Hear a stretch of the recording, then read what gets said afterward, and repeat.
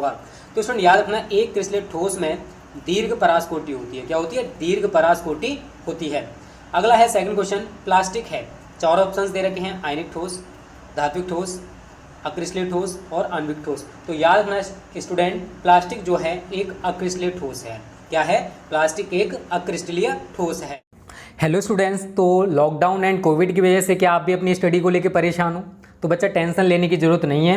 मैं आप सभी के लिए फ्री ऑफ कॉस्ट फिजिक्स का एक कोर्स लेकर आ रहा हूं नून अकेडमी पर, जो कि एकदम फ्री ऑफ कॉस्ट है। यूपी बोर्ड बच्चों के लिए है, हिंदी मीडियम में है। यहाँ पर आपको बहुत सारे बेनिफिट्स देखने को मिलेंगे बच्चा। लाइव इंटरेक्टिव क्लासेज हैं नून अकेडमी पर, फ्री एंड फन लर्निंग है। यहाँ पर अपने दोस्तों से आप कनेक्ट हो सकते हो और आपको इंस्टेंट डाउट क्लियरिंग भी मिलेगा। जैसे आपने कोई डाउट पूछा, उसका सॉल्यूशन भी आपको तुरंत ही मिलने वाला है। और ये सब कुछ बच्चों आपको फ्री ऑफ कॉस्ट मिलेगा, करना कुछ नहीं है।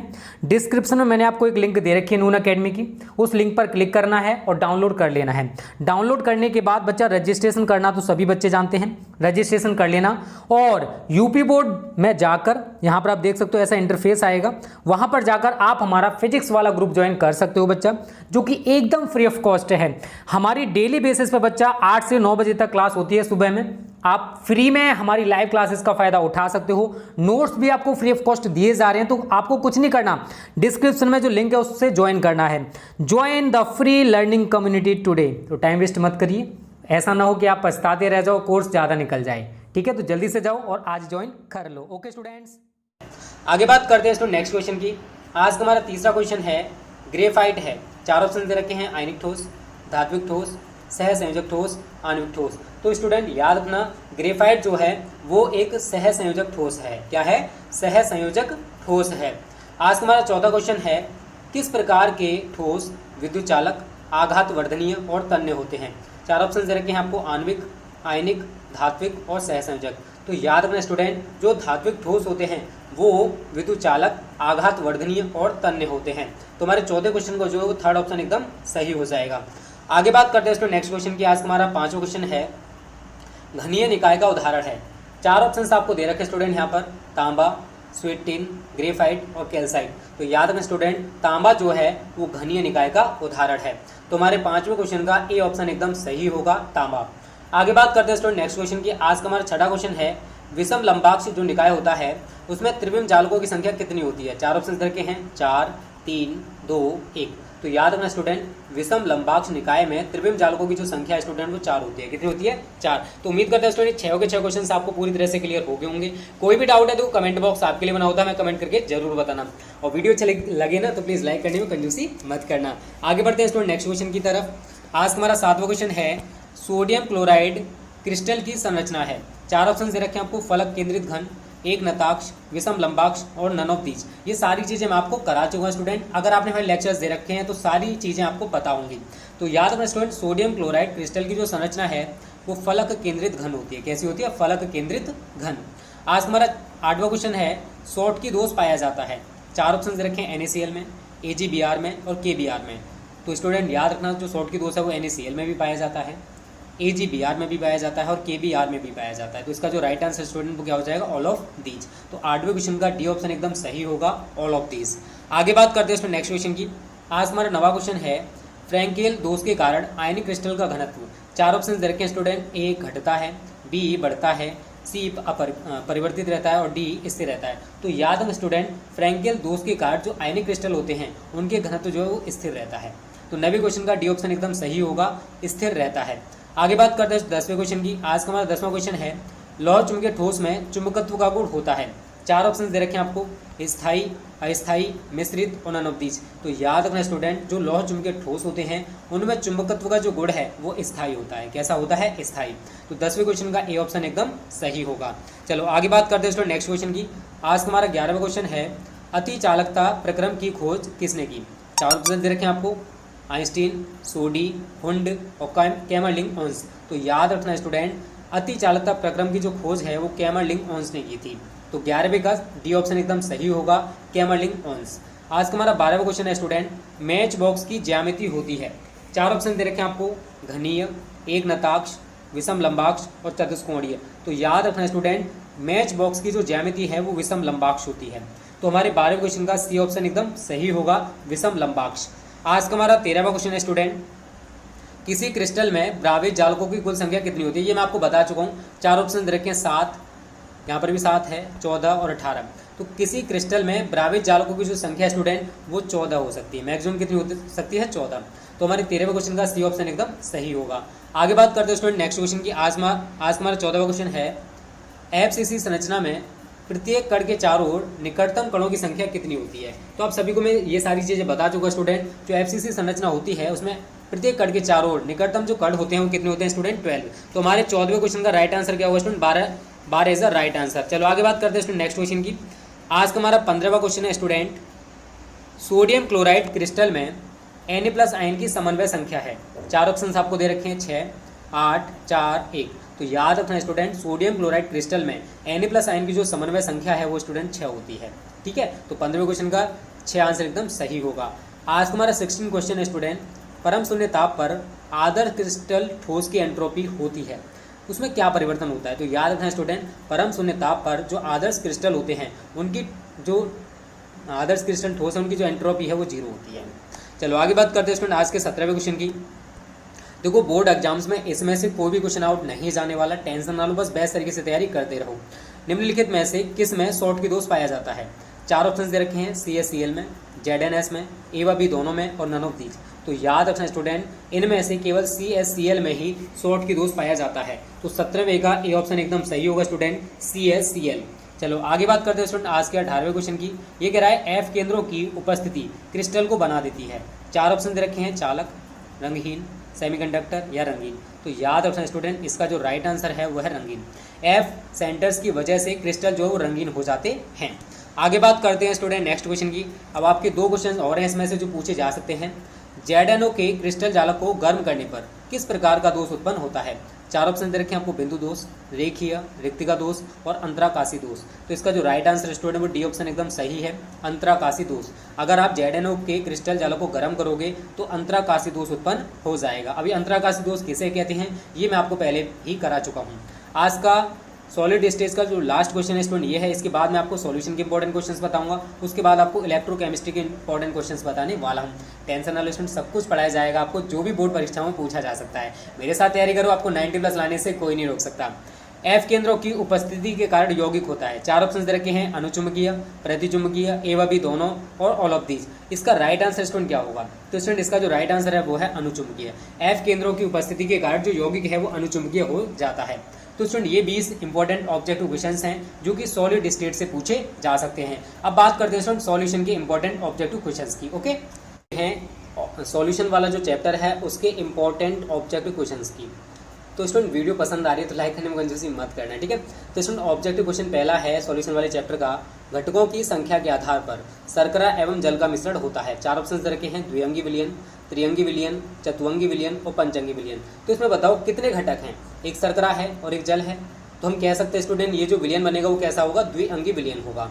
आज का हमारा स्टूडेंट सॉल्यूशन का सेकंड क्वेश्चन है, H3PO4 के 1m, m का मतलब मोलरता, विलयन की नॉर्मलता है। देखो नॉर्मलता बराबर सूत्र होता है स्टूडेंट मोलरता, अब ये अम्ल है तो इसकी क्षारकता लगाएंगे, तो मोलरता गुणा क्षारकता।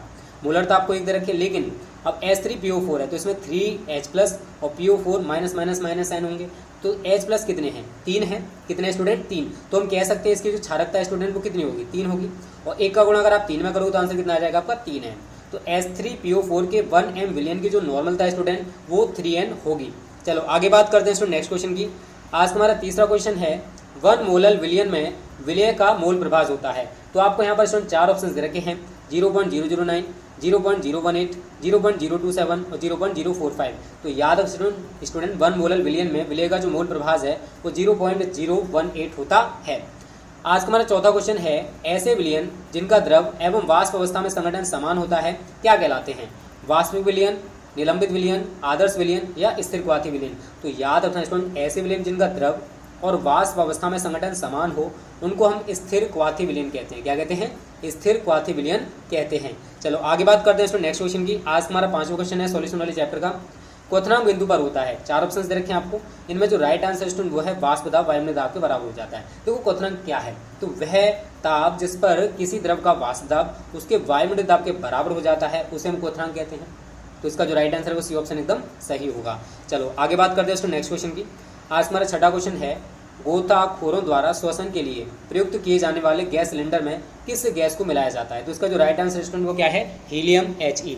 अब देखो हीलियम के साथ साथ स्टूडेंट क्या होता है, हीलियम की अगर मात्रा की बात करें तो केवल 11.7% होती है, नाइट्रोजन जो है वो 56.12% होती है, और ऑक्सीजन जो है स्टूडेंट वो 32.15% होती है, जो सिलेंडर गोताखोर अपने साथ लेके जाते हैं। हीलियम 11.7%, नाइट्रोजन 56.12% और ऑक्सीजन 32.15% होती है। तो उसमें जो अक्रिय गैस है वो कौन सी होती है? हीलियम होती है। ओके, चलो आगे बात करते हैं नेक्स्ट क्वेश्चन की। विलियन की मोलरता है, देखो आपको भार बट्टे आयतन मात्रक भी कहा जाता है, क्योंकि अगर हम इसके सूत्र की बात करें तो विलय का भार बट्टे विलय का भार बट्टे आयतन लीटर में, तो ऊपर भार आ गया और नीचे क्या आ गया? आयतन आ गया। ओके, चलो आगे बात करते हैं नेक्स्ट क्वेश्चन की। आसुत जल की मोलरता, बहुत ही इंपॉर्टेंट क्वेश्चन है, बहुत ज़्यादा पूछा भी गया है, तो इसका जो राइट आंसर स्टूडेंट वो क्या होगा? 55.56। आसुत जल जो होता है उसकी जो मोलरता है स्टूडेंट वो 55.56 होती है।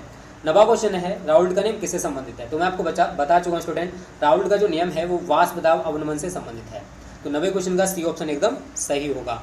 अगला क्वेश्चन है स्टूडेंट 10वां, निम्न के 0.1 m जलीय विलयन मोलल विलयन में न्यूनतम हिमांक किसका है? तो स्टूडेंट यहाँ पर आपको 4 ऑप्शन दे रखे हैं, K2SO4, NaCl। अगर आप K2SO4 को तोड़ोगे तो किस में टूटेगा? 2K प्लस और SO4 माइनस माइनस में, और NaCl को तोड़ोगे तो किस में टूटेगा? Na प्लस और Cl माइनस में। यूरिया और ग्लूकोज आयनों में विघटित नहीं होते। तो अब इन दोनों में से एक ही आंसर होने वाला है। तो याद रखना स्टूडेंट, जिसमें आयनों की संख्या अधिक होगी उसका हिमांक कम होगा। तो किसके? इसमें दो आयन्स की संख्या ज़्यादा है, तो इसी वजह से K2SO4 के, अब इसमें जो राइट आंसर क्या होगा? K2SO4। तो 0.1 m जलीय मोलल विलयन में न्यूनतम हिमांक किसका होगा? K2SO4 का। बहुत ही इंपॉर्टेंट क्वेश्चन है और बहुत बार पूछा भी गया है। ये भी बहुत ज़्यादा इंपॉर्टेंट है। सबसे अधिक पराशर दाब निम्न के 10% जलीय विलयन का होगा। ग्लूकोज का हो नहीं सकता क्योंकि आयनों में नहीं टूटता, यूरिया का नहीं हो सकता, सुक्रोज का नहीं हो सकता। राइट आंसर क्या हो जाएगा? K2SO4। तो आप अगर नहीं आंसर पता है ना तो आप 4 ऑप्शन देखो कि इनमें से क्या पॉसिबल है। अगर आपको थोड़ा बहुत बेसिक पता है तो आप आसानी से क्वेश्चन को कर पाओगे। ठीक है, चलो आगे बात करते हैं नेक्स्ट क्वेश्चन की। 12वां क्वेश्चन है DDT क्या है? तो याद रखना स्टूडेंट, DDT एक कीटनाशक है। क्या है? DDT एक कीटनाशक है। इसकी फुल फॉर्म की बात करें तो para dichloro diphenyl trichloro ethyl होती है। ओके, तो पूछा जा सकता है, वैसे मैं आपको हेलो एरिन में ये कंप्लीट करा चुका हूँ। 13वां क्वेश्चन है, निम्न में से कौन सा अणु संख्या गुणधर्म है? तो देखो मैंने आपको 4 अणु संख्या गुणधर्म बताए थे। पराशर दाब बताया था, वाष्प दाब बताया था, हिमांक अवनमन बताया था, क्वथनांक उन्नयन। तो इसमें से क्या दे रखा आपको? पराशर दाब। तो हमारा 13वें का सी ऑप्शन एकदम सही होगा। 14 का राइट आंसर क्या है वो जान लो। किसी विलयन का पराशर दाब किस संबंध द्वारा प्रदर्शित किया जाता है? तो देखो मैं आपको पराशर दाब के नियम पढ़ाया था और पराशर दाब का समीकरण भी बताया था मैंने आपको। P/V = RT या P = RT/V। ठीक है, या फिर आप P = CRT भी कर सकते हो, क्योंकि C बराबर क्या होता है? 1/V होता है, तो P भी = RT हो जाता है। ठीक है, तो 14वें क्वेश्चन का जो राइट आंसर है डी ऑप्शन एकदम सही हो जाएगा। आगे बात करते हैं स्टूडेंट नेक्स्ट क्वेश्चन की। इसमें कह रहा है समान ताप पर किन विलयनों के युग्म समपराश्री हैं? तो NaCl 0.1 m Na2SO4 नहीं हो सकते क्योंकि आयनों की संख्या दोनों में भिन्न भिन्न है। यूरिया और NaCl नहीं हो सकते क्योंकि एक आयनित है तो दूसरा अनायनित है। तीसरा यूरिया, ये बिल्कुल नहीं हो सकता। अब इसमें देखो CaNO3 इसमें देखोगे तो आयन कितने? Ca++ और N2 में करो तो 2Na+ और SO4 माइनस। तो इसका जो राइट आंसर स्टूडेंट ये वाला हो जाएगा, डी ऑप्शन एकदम सही होगा। आगे बात करते हैं स्टूडेंट नेक्स्ट क्वेश्चन की। आज हमारा 16वां क्वेश्चन है, विलयन जिनके पराशर दाब समान ताप पर समान होते हैं कहलाते हैं? तो इसका जो राइट आंसर स्टूडेंट को क्या होगा? समपराश्री। ऐसे विलयन जिनका समान ताप पर पराशर दाब समान होता है उनको हम समपराश्री विलयन कहते हैं। नेक्स्ट क्वेश्चन की। आज का हमारा 17वां क्वेश्चन है, संगुणन के लिए यह है वान टाप कोफिशिएंट, वान टाप गुणांक का मान होता है। संगुणन के लिए वान टाप गुणांक का मान कितना होता है? तो याद रखना स्टूडेंट, संगुणन के लिए जो वान टाप गुणांक है वो हमेशा स्टूडेंट कितना होता है जानते हो? 1 से कम होता है। कितना होता है? 1 से कम। ये हो जाएगा। अगर हम वियोजन की बात करेंगे, वियोजन के लिए कितना होता है स्टूडेंट? तो वियोजन के लिए वान टाप गुणांक का मान 1 से ज़्यादा होता है। तो 18वें का बी ऑप्शन सही है और 17वें का ए ऑप्शन सही है। तो स्टूडेंट ये हैं सॉल्यूशन वाले चैप्टर के इंपॉर्टेंट ऑब्जेक्टिव क्वेश्चन जो कि बोर्ड परीक्षा में पूछे जा सकते हैं। अब बात करते हैं स्टूडेंट इलेक्ट्रोकेमिस्ट्री से जो इंपॉर्टेंट ऑब्जेक्टिव क्वेश्चन बनते हैं उनकी। ओके, तो स्टूडेंट अब बात करते हैं जो हमारा इलेक्ट्रोकेमिस्ट्री वाला चैप्टर है उसके इंपॉर्टेंट ऑब्जेक्टिव क्वेश्चन की। और हाँ स्टूडेंट, ये जो वीडियो आपके लिए बहुत ही ज़्यादा इंपॉर्टेंट है। इसी टाइप के ऑब्जेक्टिव क्वेश्चन आपको बोर्ड परीक्षा में देखने को मिलेंगे, टेंशन ना लो। तो स्टूडेंट आज का हमारा वैद्युत रसायन वाले का पहला ऑब्जेक्टिव क्वेश्चन है, अच्छे चालकत्व विलयन वाले पदार्थ होते हैं। 4 ऑप्शन दे रखे हैं, दुर्बल विद्युत अपघट्य, प्रबल विद्युत अपघट्य, विद्युत अपघट्य और उत्प्रेरक। तो याद रखना स्टूडेंट, जो अच्छे चालकत्व वाले पदार्थ होते हैं वो हमेशा स्टूडेंट प्रबल विद्युत अपघट्य, या फिर हम कह सकते हैं ये जो बी ऑप्शन एकदम सही होगा। अच्छे चालकत्व विलीन वाले जो पदार्थ हैं वो प्रबल विद्युत अपघट्य होते हैं। आगे बात करते हैं नेक्स्ट क्वेश्चन की। सेकंड क्वेश्चन है विशिष्ट चालकता की इकाई है, ये मैं आपको बता चुका हूँ, फिजिक्स में भी बता चुका हूँ, केमिस्ट्री में भी। इसका जो राइट आंसर है डी ऑप्शन एकदम सही है, ओम सेंटीमीटर की होल पावर -1। तीसरा स्टूडेंट क्वेश्चन है आज का हमारा, किसी भी इलेक्ट्रोड का इलेक्ट्रोड विभव निर्भर करता है। 4 ऑप्शन दे रखे हैं, धातु की प्रकृति, विलयन के ताप, विलयन की मोलरता और उपरोक्त सभी। तो याद रखना स्टूडेंट, इलेक्ट्रोड का जो इलेक्ट्रोड विभव है इन सभी पर निर्भर करता है। तो तीसरे क्वेश्चन का डी ऑप्शन एकदम सही हो जाएगा। आगे बात करते हैं स्टूडेंट आज के हमारे चौथे क्वेश्चन की। 4 तत्व दे रखे हैं आपको ABCD के मानक अपचन विभव दे रखे हैं, -2.90, +1.50, -0.74, +0.34। तो इनमें सबसे सर्वाधिक प्रबल अपचायक धातु अभी था। तो स्टूडेंट जिसकी वैल्यू नेगेटिव में सबसे ज़्यादा होगी वो प्रबल अपचायक होगी। तो इसका राइट आंसर क्या हो जाएगा स्टूडेंट, ए ऑप्शन एकदम सही होगा। -2.90 वाली जो धातु है वो प्रबल अपचायक होगी। चलो आगे बात करते हैं स्टूडेंट आज के 5वें क्वेश्चन की। इनमें से प्रबलतम अपचायक कौन सी है? तो उसमें सबसे टॉप पर कौन है? लिथियम। तो प्रबलतम अपचायक कौन होगी? लिथियम। तो जो राइट आंसर है याद रखना स्टूडेंट, इनमें से क्या होगा? Mg2+ जो है ये जो वैल्यू है ना स्टूडेंट, ये वाला इसका राइट आंसर होगा +2.37 वोल्ट। देखो यहाँ पर इसने बोला है मानक ऑक्सीकरण विभव। क्या बोला है? मानक ऑक्सीकरण विभव। इसी वजह से इसका जो डी ऑप्शन है मतलब Mg ये वाला जो है ये एकदम सही हो जाएगा।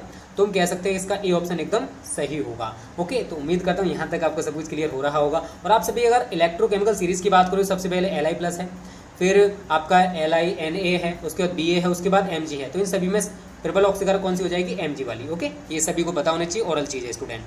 4 धातु आपको दे रखी है स्टूडेंट ABCD। इनके आपको मानक इलेक्ट्रोड दे रखे हैं +1.5, -2.0, +0.34, -0.76। तो इन धातुओं की घटती हुई सक्रियता, तो देखो माइनस में जिसकी वैल्यू सबसे ज़्यादा होगी वो सबसे ज़्यादा सक्रिय होगी। तो माइनस में 2.0, तो हम कह सकते हैं बी। अब देखो बी में सबसे पहले कहाँ आ रहा है? इन दोनों में आ रहा है। उसके बाद देखो स्टूडेंट इससे कम किसकी नेगेटिव में वैल्यू? ये वाली है, तो -0.76। डी देखो किस में आ रहा है? ये। तो हमारा बी ऑप्शन एकदम सही हो जाएगा।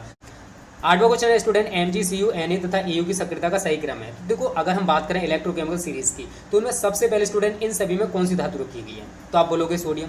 तो इसका जो राइट आंसर स्टूडेंट 8वें का क्या हो जाएगा? बी ऑप्शन एकदम सही होगा, Na Mg Cu करके जो है। तो उम्मीद करता है स्टूडेंट ये भी आपको क्वेश्चन क्लियर हो गया होगा।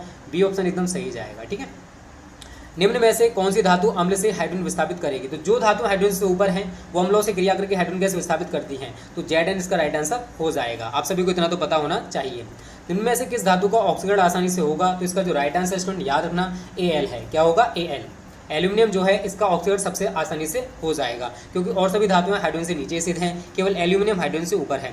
और आज का लास्ट क्वेश्चन है स्टूडेंट आपके लिए होमवर्क, सीसा संचयक सेल को आवेशित करने पर 4 ऑप्शन आपको दे रखे हैं। जो भी सही ऑप्शन है वो आपको मुझे कमेंट करके बताना है।